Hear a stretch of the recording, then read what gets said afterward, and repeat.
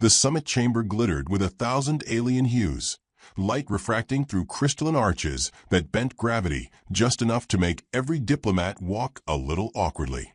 It was intentional, an architectural reminder of the Empire's dominance. The chamber was vast enough to house a small city, and in the center, at a table polished from obsidian quarried on a world whose name humans could not pronounce, sat the delegates of 30 species, each murmuring in their own tongues. The air vibrated with layered translations, voices harmonized and distorted through universal translators, until the words felt both intelligible and alien. They were waiting for the human. Most did not take the wait seriously. Whispers rippled through the ranks that the humans were young, untested, barely scraping into interstellar travel, that they still used combustion engines on their surface vehicles, that they still fought wars among themselves. Some laughed at the thought of humanity's representatives sitting at this table at all, let alone negotiating with empires that had spanned the stars before Earth had discovered electricity. The laughter thinned when the doors opened. He entered without fanfare. No retinue, no armored guard.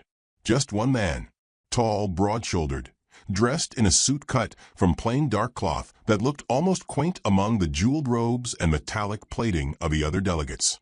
His hair was neatly combed back, streaked with silver at the temples, though his age was hard to place. He walked as though the shifting gravity meant nothing to him, his stride steady, unhurried.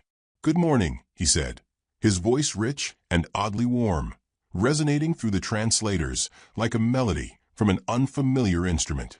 He gave a small nod to each delegate as though he were greeting them personally at his own kitchen table. "Thank you for inviting me. I brought coffee." He set a small thermos on the obsidian table, unscrewing the lid with practiced ease. The scent drifted out, sharp, earthy, with a hint of smoke. Many of the alien noses wrinkled. A few eyes widened in alarm, as though the smell itself were a weapon.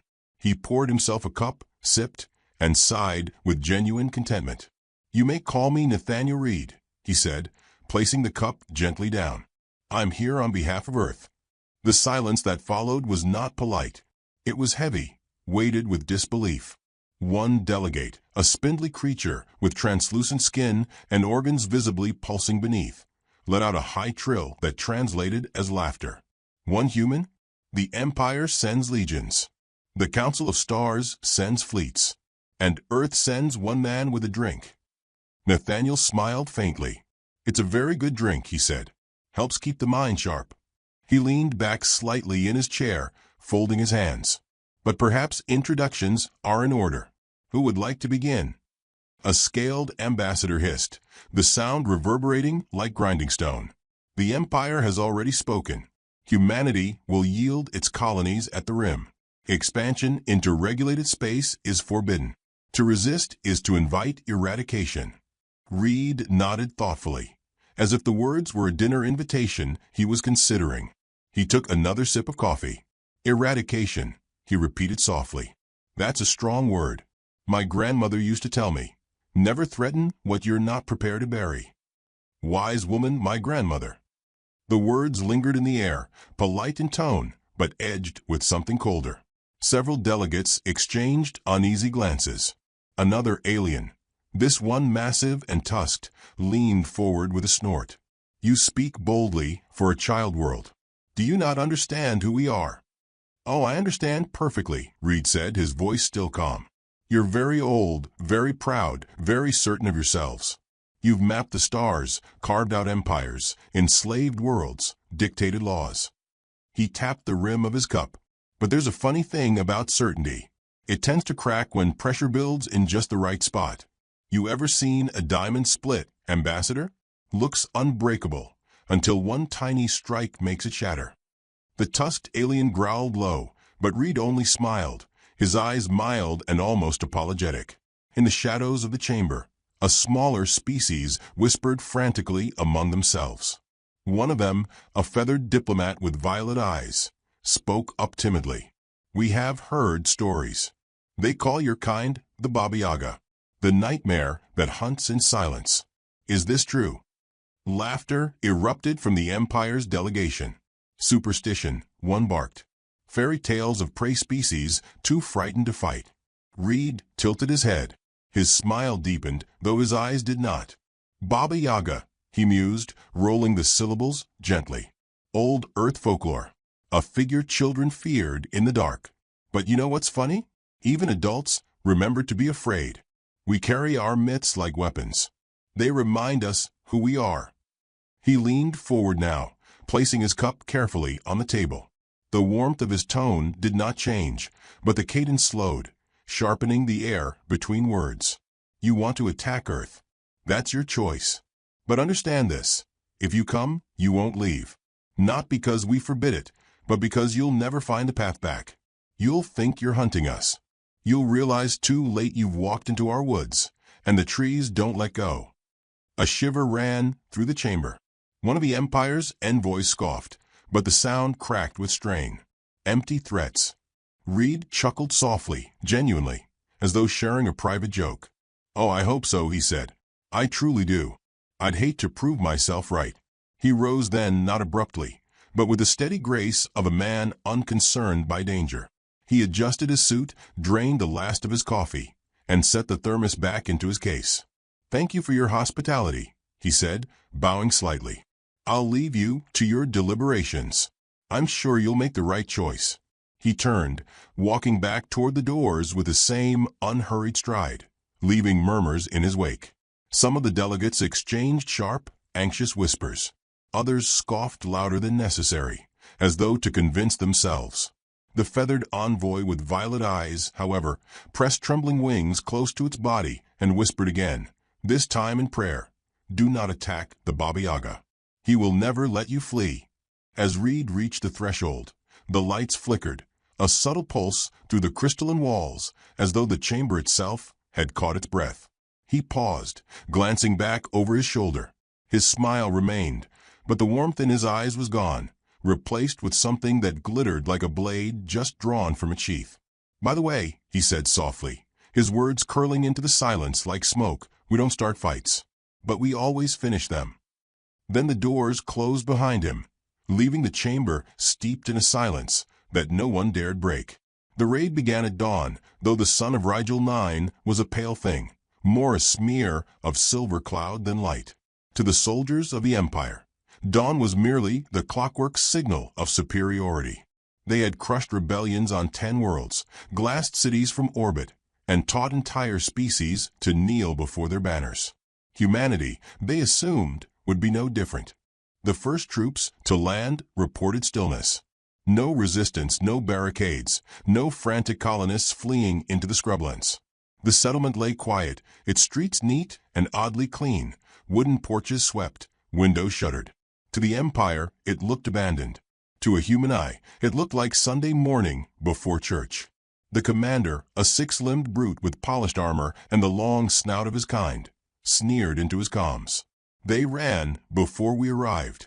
Typical prey behavior. His soldiers spread through the streets, boots clanging, rifles raised in lazy arcs. But one soldier stopped. He had stepped on something soft. Looking down, he found a child's doll, its button eyes stitched too carefully to be accidental. He lifted his foot, and the moment he did, the ground beneath gave way with a muffled snap. Spikes of rebar, sharpened and slick with oil, shot upward. The soldier screamed, impaled clean through.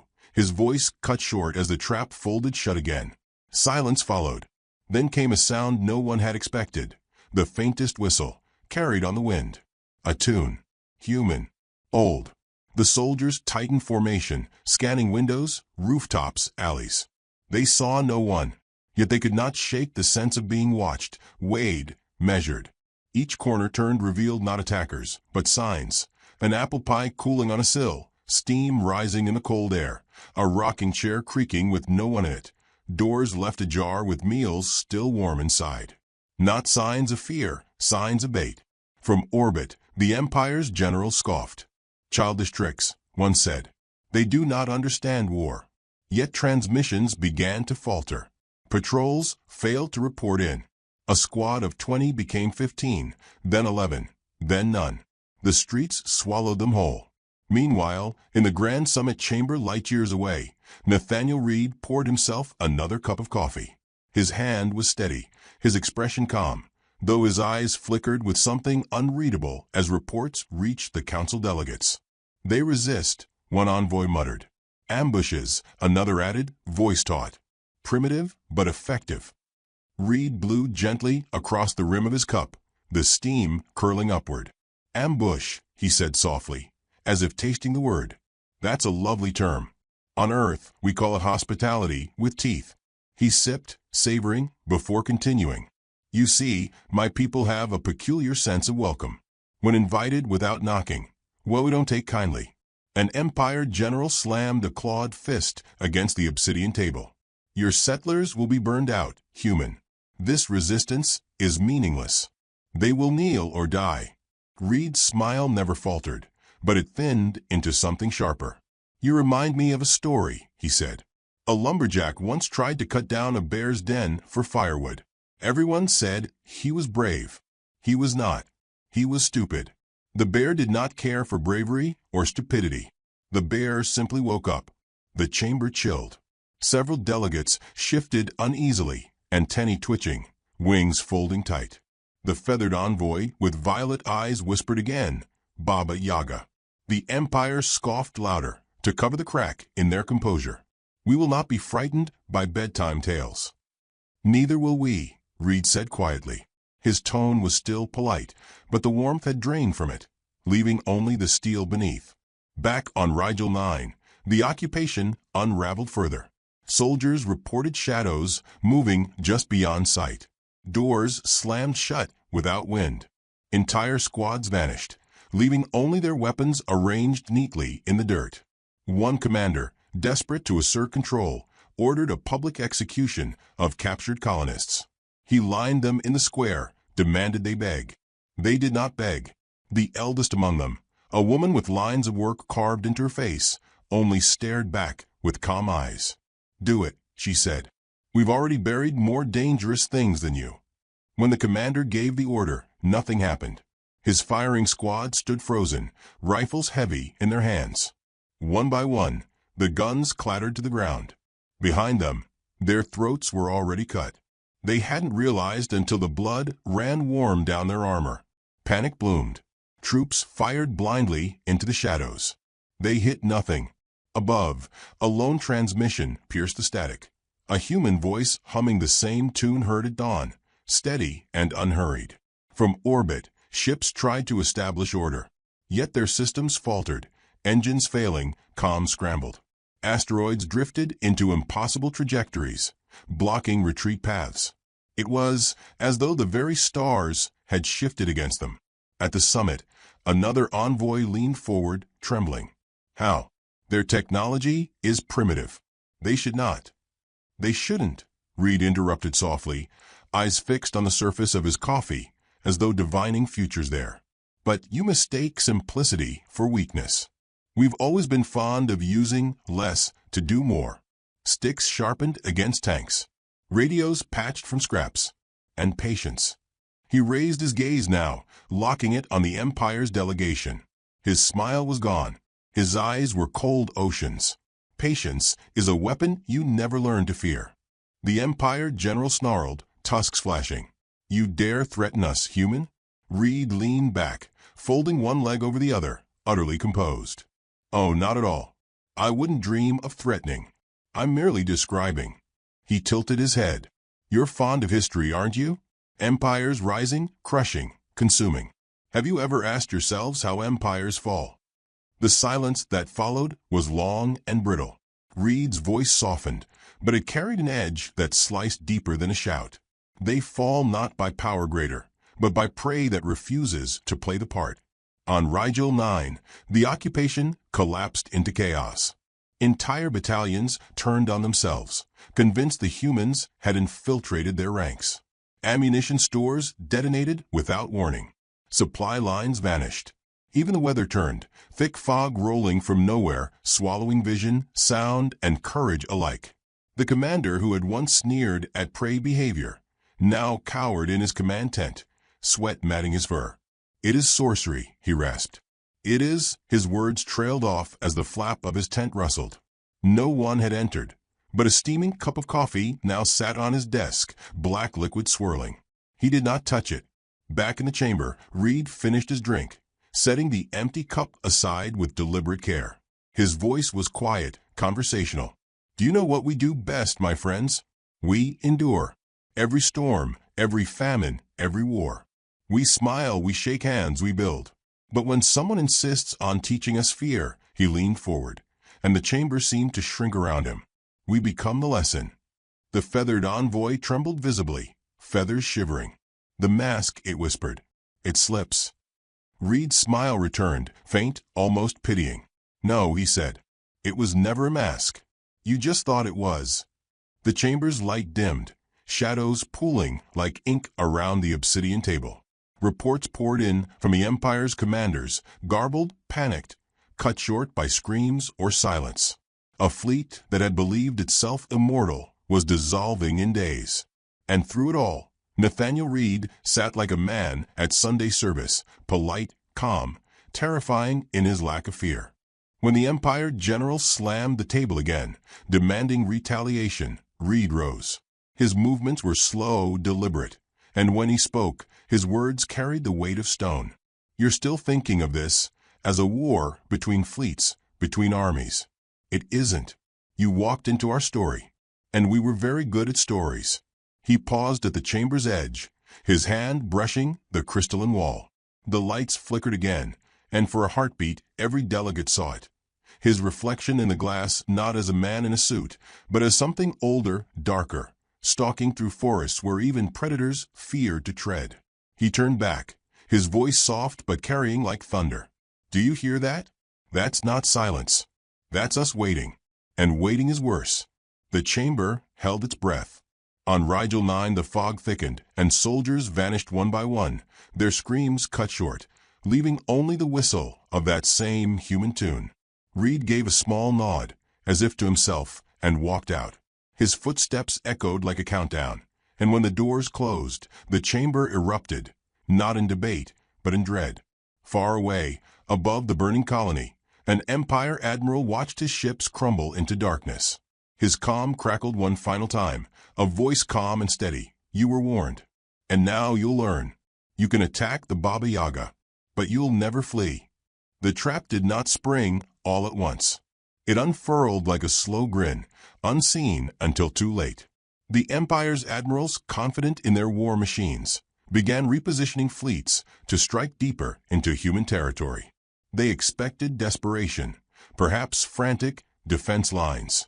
Instead, they found silence, lanes unguarded, planets seemingly abandoned, comms filled with nothing but faint static.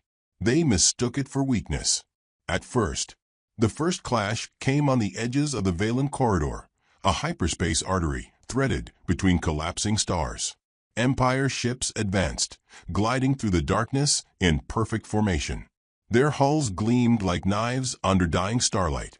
Yet when they reached midpoint, space itself folded around them. Gravity wells bloomed like sudden storms. Engines buckled. Navigation systems screamed with impossible errors. And then the humans appeared. Not in majestic dreadnoughts or cathedral ships like the Empire favored, but in smaller, sleeker vessels, scarred, patched, bristling with ugly protrusions of retrofitted tech. Their names, painted in crude English letters across armored flanks, made the alien tacticians blink in disbelief. Grandma's rolling pin, Sunday barbecue, hold my beer, discount hardware. Mockery, they thought, yet mockery that bled them dry. The first salvo struck without warning. Human ships erupted from the folds of warp space, spitting tungsten rods at velocities that shredded shielding like paper. Empire cruisers cracked in two before they realized they were under attack. Fires bloomed in vacuum. Entire crews screamed once, then never again. From orbiting command stations, Empire tacticians demanded cohesion. Regroup. Reform lines. Their numbers are few. But every regrouping foundered. Human ships did not fight cleanly. They darted, vanished, reappeared from angles no chart predicted. They didn't press advantages like traditional tacticians. They toyed, withdrew, feigned weakness, then slashed. Each maneuver was less a battle than a hunt, patient and merciless. In the council chamber, Nathaniel Reed watched the chaos unfold on holoscreens hovering above the obsidian table. His posture was relaxed, his hands folded neatly, as if attending a lecture. Around him, delegates gasped, whispered, shrieked. The Empire's representatives roared, tusks flashing, claws tearing gouges into the table surface. "This is sabotage," one spat. "No species could." Reed interrupted gently, his tone still wrapped in courtesy. "It's called preparation. We knew you'd come. We counted on it. You see, back home, we have a saying, never start a fight, but always have a plan to end one." His eyes lifted to meet the alien generals, polite warmth gone, leaving only a steel-gray calm. "We've had that plan a very long time." The battle reports grew stranger still. Empire ships reported boarding actions not by soldiers, but by civilians, farmers, miners, colonists armed with improvised weapons. They slipped through ventilation shafts, crawled along hulls in patch suits, planted explosives in fuel bays. Entire warships were lost to children who had memorized every bolt of their homeworld ships. Empire Command called it dishonorable. Reed only arched a brow. "Dishonor is for games," he said softly. "This isn't a game. This is survival, and we excel at survival." The humor, when it appeared, was cutting.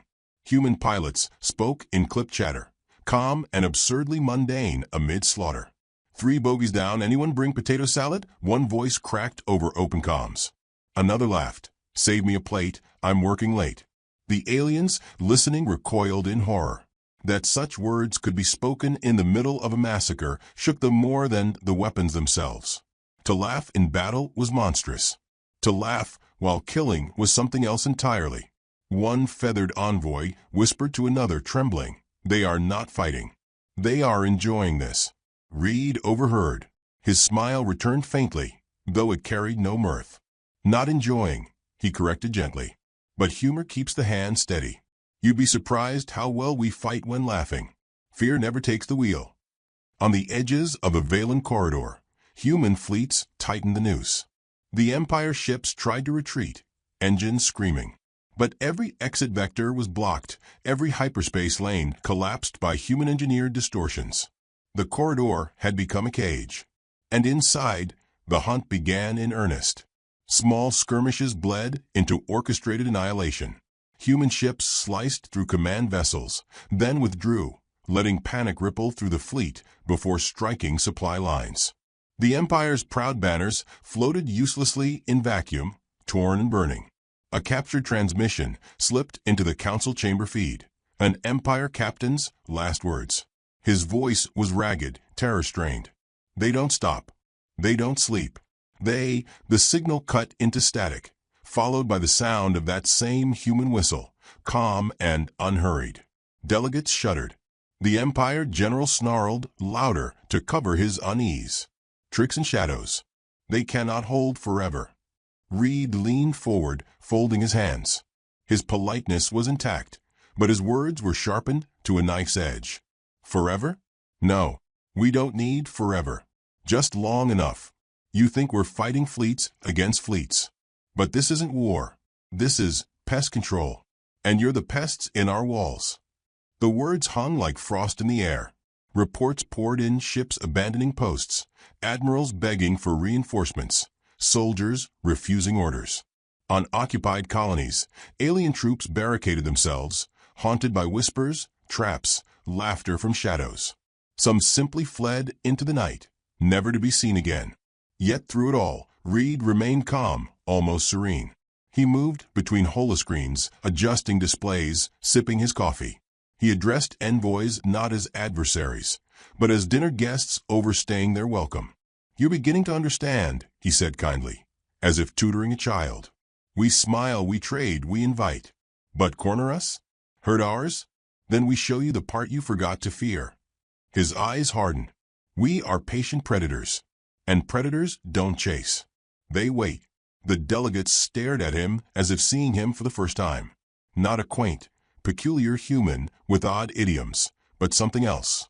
Something wearing human skin, polite enough to sit at their table, lethal enough to end it. On the screens, the Empire's fleet cracked fully. Human ships closed in, ugly vessels swarming like sharks. The ship named Hold My Beer rammed an enemy flagship, tearing it in half. Another, Discount Hardware, unleashed a storm of missiles cobbled from mining charges, each one detonating with surgical precision. It was not war. It was demonstration. One envoy whispered hoarsely, they wanted this. They planned this. They let the Empire come. Reed smiled, almost tender. We set the table, he admitted. And you sat down so eagerly. The chamber reeled. Even those who despised the Empire felt dread curling in their stomachs. If humanity could trap a power so vast, what else might they be capable of? The feathered envoy whispered the name again, trembling as though the sound itself burned. Baba Yaga. Reed inclined his head slightly, acknowledging without confirming. His eyes glittered. Call it what you like. Just remember what you've seen. The last images of the battle flickered across the screens. Empire ships scattering, crushed between collapsing lanes, torn apart by weapons they did not understand. The humans did not pursue the survivors. They did not need to. The trap had spoken louder than words. Silence filled the chamber. No one dared move. Reed broke gently, his voice almost kind. You see now. We warned you not to come. You laughed. You mocked. But the hunt has begun. And once it begins, his eyes swept the room, pinning every delegate in place. We don't stop until it's finished. The holoscreens dimmed, leaving only the reflection of Reed's calm face in the obsidian table. He set down his empty cup, folded his hands, and waited. Outside, stars shifted in their courses, escape routes vanished, and the galaxy whispered the warning louder. Do not attack the Baba Yaga. He will never let you flee. The Empire believed retreat was still possible. Even as fleets burned and colonies fell silent, their admirals clung to arrogance like drowning men to driftwood. They rallied what ships remained, gathering them at the edge of the Targon expanse, a vast corridor of hyperspace they had used for centuries as their most reliable escape route. They whispered reassurances to themselves. Humans could not have planned this far. Humans could not possibly close the lanes. But when their navigators opened the corridor, they found nothing but blank coordinates. The lanes were gone. It should have been impossible. Hyperspace routes were as ancient and immutable as rivers carved through stone. Yet now they twisted away, fragmented, collapsed into impassable currents. The admirals' voices cracked as they realized the truth. The rivers had not disappeared. They had been dammed. On the bridge of the Empire's flagship, alarms shrieked. All exits sealed. Gravity distortions across every vector. We are contained. Contained. The word spread like plague through the fleet. Soldiers who had once marched with certainty now clutched their rifles tighter, as though metal could steady their shaking hands. Captains who had boasted of conquest now whispered prayers, begging any god who would listen. And then came the voice. It bled through comms, soft and unmistakably human. Calm. Unhurried. The same polite cadence they had mocked days before. Good evening, ladies and gentlemen. This is Nathaniel Reed. I hope you're comfortable. I'm afraid you won't be leaving. The words struck harder than any missile. Ships faltered, formations broke. Across the expanse, alien captains froze as if the voice itself had placed a hand on their throats. Reed continued gently, almost apologetically. You see, while you were preparing to invade us, we were preparing to welcome you. Every step you took was guided. Every colony you seized, every lane you followed. It was all part of the invitation. And now you've arrived at the dinner table. Static hissed, broken by the sound of laughter. Not mocking, not cruel, simply amused, like a man watching a card trick he'd seen too many times. On the council chamber floor, delegates stared at Reed as though seeing him anew. He stood not at the head of the table, but to the side, hands folded behind his back, eyes calm. The holoscreens reflected the trapped fleets above the expanse, their lights flickering like fireflies caught in a jar. The Empire's representative roared, tusks bared. You dare contain the Empire. You dare. Reed raised a hand politely, and the chamber stilled. No daring required. Only patience. His tone was cordial, but his eyes were cold as deep space. We knew you'd test us. We knew you couldn't resist. So we waited. We let you come as far as you wished, let you believe every step was yours to command. But you've never been in command. Not for a moment. He turned to the screens, voice softening as though speaking to the fleets directly. This isn't war anymore. This is mercy. We could scatter you to atoms tonight. Instead, we'll let fear finish the work. Fear always does. The Empire's admirals barked contradictory orders, ships colliding in panic. Some attempted to break through the distortions, their hulls tearing apart under impossible pressures. Others turned weapons inward, firing blindly at shadows they imagined were human ships. The expanse became a graveyard before the battle even began. And then the humans struck. From the dark edges of the sealed corridor, fleets emerged, not massive, not endless, but placed perfectly, like knives slipped between ribs. Ugly, scarred ships with absurd names lit their drives and advanced. Their weapons were not elegant, not refined, but brutally efficient. Kinetic strikes, railgun volleys, warheads cobbled from mining explosives, all delivered with surgical precision. The Empire fired back, but every shot found only empty space. Human ships vanished, reappeared, mocked. A message scrolled across intercepted comms, painted in crude English letters, peekaboo. Seconds later, an Empire dreadnought erupted in fire. Delegates in the chamber trembled, watching the slaughter. Yet Reed remained composed. He walked slowly to the table, poured himself another cup of coffee, and sat. "You see," he said conversationally, "you thought we feared war. You thought kindness was weakness. But kindness is strategy. It lulls, it invites. And when it's withdrawn," he set the cup down, untouched, "you discover what was waiting beneath." The feathered envoy whispered hoarsely, the Baba Yaga. It was not a myth. It was prophecy. Reed gave a small shrug. Myth, prophecy, lesson, it hardly matters. What matters is you remember. On the screens, the Empire's last formation tried to charge forward.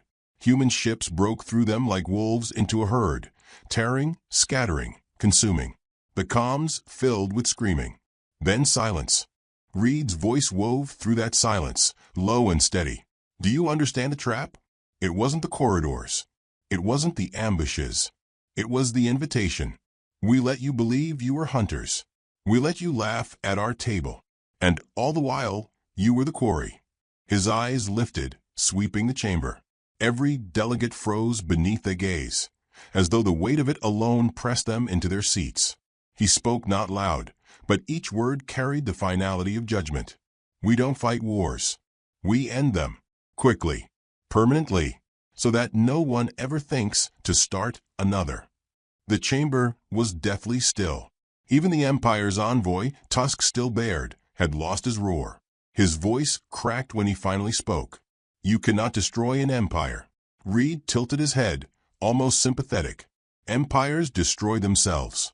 We simply provide the push." Another holoscreen flickered, showing the expanse now filled with wreckage. Fires bloomed like dying stars, debris drifting silent. Among the ruins, human ships glided methodically, ensuring nothing escaped. A lone Empire vessel, engines failing, attempted one last transmission. "Mercy," the captain begged. "We surrender. Spare us." Reed's gaze did not waver. "Mercy was offered before you came. You chose conquest. Now you learn consequence." The feed cut. The vessel vanished in fire. The chamber erupted in whispers, shouts, frantic prayers. Delegates from neutral species stared at Reed with mingled awe and terror. Some bowed their heads as though in worship. Others recoiled, unable to meet his eyes. Reed rose once more, his presence filling the chamber, though his tone remained gentle. "The lesson is simple. Do not mistake our patience for fear. Do not mistake our smiles for surrender.